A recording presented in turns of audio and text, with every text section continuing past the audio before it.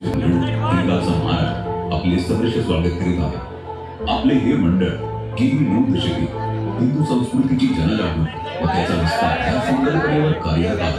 आपल्या स्कंद पुराणात, ब्रह्मपुराणात व नारद पुराणातील उत्कल खंडात ज्याचे वर्णन आहे त्या 4 धामांपैकी एक ओडिसा राज्यात स्थित असलेले श्री जगन्नाथपुरीबद्दल आज आपण जाणून घेणार आहोत। जगन्नाथ म्हणजे संपूर्ण सृष्टीचा स्वामी। तर चला मग हीच कथा ऐकूया स्वतः जगन्नाथाच्या आवाजात। मी आहे जगन्नाथ, तोच तो युगानुयुगे रथावर आरूढ हो पुरी नगरीतून मार्गक्रमण करत आहे। पण आज मी तुम्हाला एक गूढ सत्य सांगायला आलो आहे। असं सत्य जे फक्त भाग्यवान भक्तच जाणतात। लोक मला जगन्नाथ म्हणतात, पण तुम्हाला माहिती आहे का मी कोण आहे?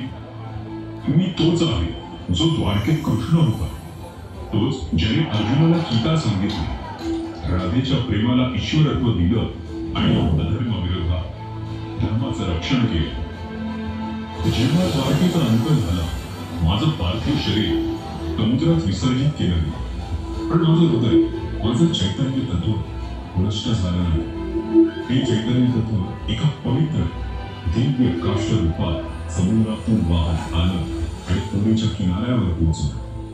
राजा इंद्रद्युम्नाने मला स्वप्नात पाहिलं आणि त्याला मी आदेश दिला, हे राजन, हे काही सामान्य लाकूड नाही, हे माझं शरीर आहे, याच्यापासून माझा विग्रह तयार कर। यावेळी एक वृद्ध पुरुष प्रकट झाला।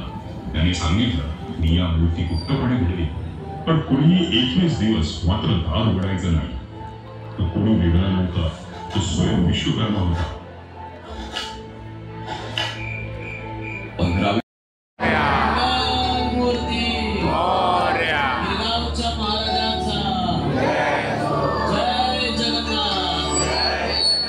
जय जगन्नाथ।